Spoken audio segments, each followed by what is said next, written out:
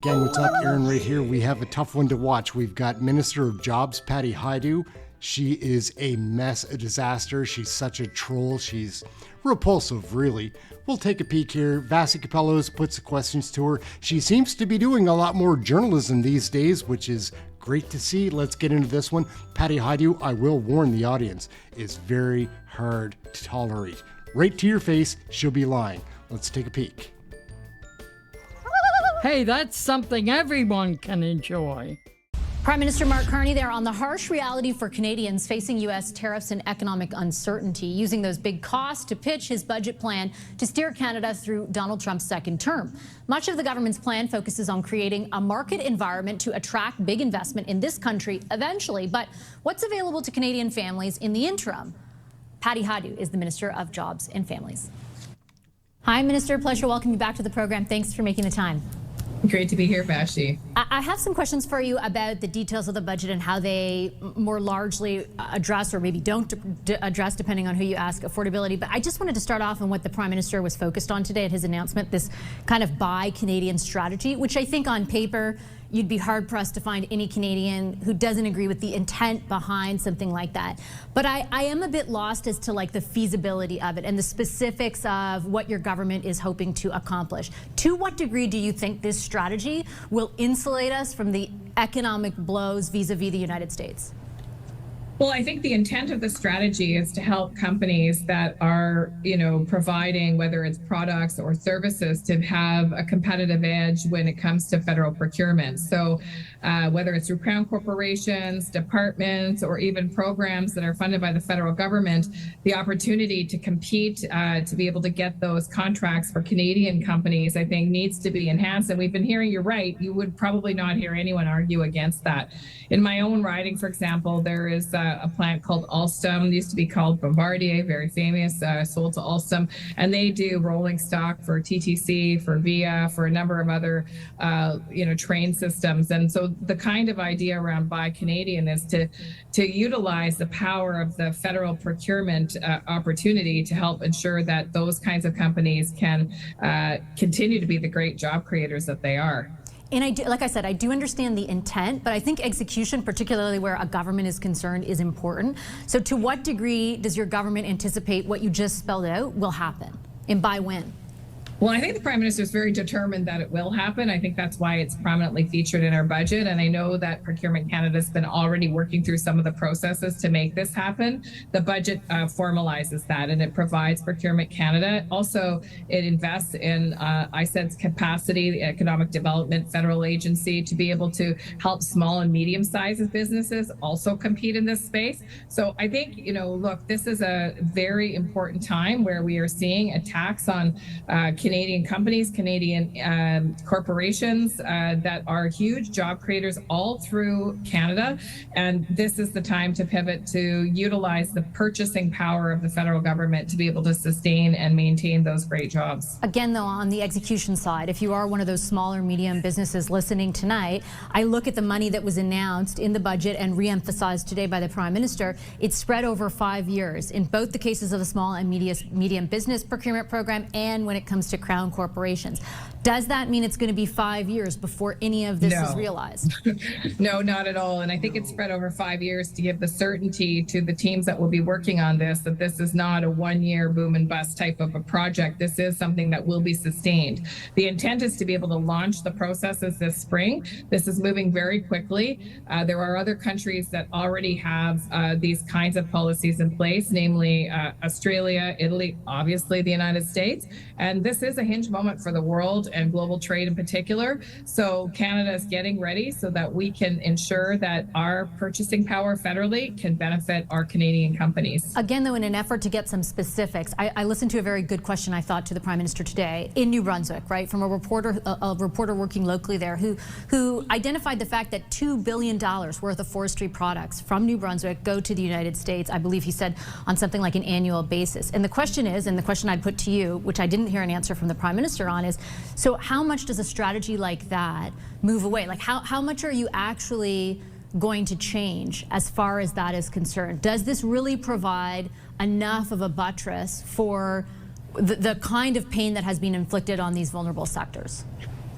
Look, I think there's no one silver bullet to protecting Canadian companies. It's not going to be one initiative that's going to protect Canadian companies, but undeniably ensuring that when we do spend federal dollars, which ultimately are Canadians' dollars, that it's spent in the most Canadian way, which is with Canadian businesses, Canadian manufacturers, Canadian businesses that are small, medium in size. And so, look, I think that this is a huge opportunity for the entire landscape of business sector of Canada to be able to be thinking about how they can actually sell and market their goods to the various projects that will be funded federally. You know, obviously there are things that we directly control, direct federal procurement that is really specifically for Crown corporations. There are things that we're investing in partnership with provinces. So $51 billion to small and rural municipalities in my riding, but also larger municipalities for infrastructure that we need.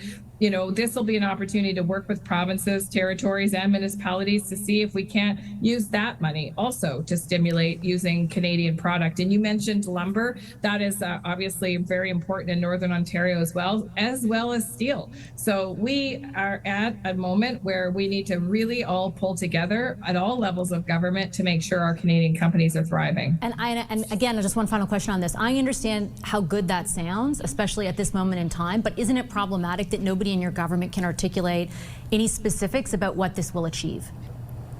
I don't think it is. I don't think it's problematic at all, actually. I think it's ambitious of the government to be tackling trade in a way that actually prioritizes Canadian companies and is what Canadians expect right now. It's what Canadians are doing, actually. Canadians every single day are making decisions to buy products that are Canadian in nature, whether it's food, whether it's clothing, whether it's equipment, and they're doing, you know, an incredible amount of work to protect the businesses, large, medium, and small, that exist here in the Canadian landscape. We can do that as well, and we will. Again, I get that, but your government isn't just an everyday Canadian. You're the one saying that you're going to save our economy and drastically reform it, and nobody can provide any specifics about how the component parts will actually do that. In any event, your file is directly related to affordability. So, Minister, I do want to ask you about that. Can you help Canadians who are in particular hurting right now from an economic perspective understand why there wasn't anything new in this budget? Not to say nothing, because there was pre-announced stuff, but anything new in this budget to address a lack of affordability? Well, I think there are a number of things in the budget that address affordability, both on the side of bringing costs down for Canadians, but also on the side of making sure that Canadians have opportunities in the workforce that are hopefully better paying through skills training, but also that are stimulating the economy in a number of ways. And that investment in infrastructure, for example, is one way that you saw the building trades unions talk about how this is so welcome for skilled tradespeople, for example, to make sure that there's a consistency of work across the country. You know, childcare is saving Canadian families thousands of dollars every year. In some cases, families with multiple children are talking about $10,000 a year in savings, $15,000 a year in savings, depending on the province that they're in. There's a middle-class tax cut for over 22 million Canadians. Just today, I was at an event in my riding, and a couple came up to me and told me about how dental care has provided them an opportunity to get dental treatment for the first time in 7 years for both of them since they lost their benefits a number of years ago. So the programs that we are continuing to fund, the supports that we're providing to provinces and territories for families, and a number of other elements in the budget that are specific about the costs that families are facing are really important, as well as the investments to stimulate job creation and support people to get those jobs with the skilled trades training and other skills training they need. On those costs, on bringing costs down, though, I take your point, and I wouldn't take away from the merits of some of the programs that you mentioned. But that is exactly as you framed it, a continuation of what the previous government already had in place. The new measures where housing affordability are concerned are just 60% essentially of the money that you promised you would allocate in the platform. Just 60% of it appears in the budget. You removed a tax a carbon tax that originally the previous government, including yourself, had told us would actually make life less affordable for people if it were removed. I understand that you're saying that you're still doing stuff, but there's nothing in this budget that the people who are experiencing hardship would have said a day later makes their life any easier than it was a day before. Why is that? Well, I think that's actually not true. I mean, look, the government could have chosen to end a number of programs that are making life deeply affordable for Canadians. You know, Canada Child Benefit is making life more affordable for parents. The working income tax benefit, which is doubled, is making life more affordable for people who are working and earning low wages. We have, as you know, announced a number of different measures to make sure that the benefits that Canadians have accumulated can actually land in their bank accounts through automatic tax filing. And finally, I would say in my own file, for example, adding 30,000 Canada Summer Jobs positions is a deep reflection of the challenge that youth are having in terms of finding jobs and getting that quality experience on the job. There's also additional supports for work integrated learning for young people who are currently studying, who want to experience paid learning in their sector, which we know results in better attachment to the workforce. So this is deeply a budget that's focused on the immediate costs right now and helping Canadians with those immediate costs and investing in the things that are going to provide better outcomes for Canadians in the years to come. Okay, I've got to leave it on that note. I appreciate your time as always, Minister. Thank you. Thank you very much. Bye. Oh, yeah. All right, we're going to wrap it up right there, gang. Aaron, Canadian Looney, do you agree or disagree? Patty Hajdu is very intolerable. She's hard to stomach, like hard to look at, hard to listen to. And if you're really paying attention to what she's saying, it's hard to like a troll like that. Who does she think she's fooling?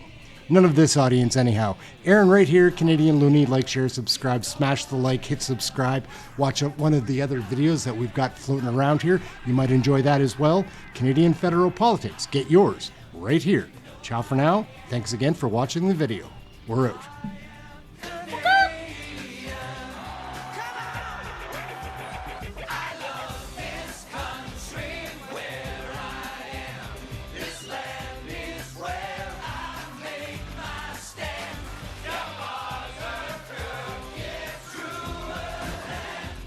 The one.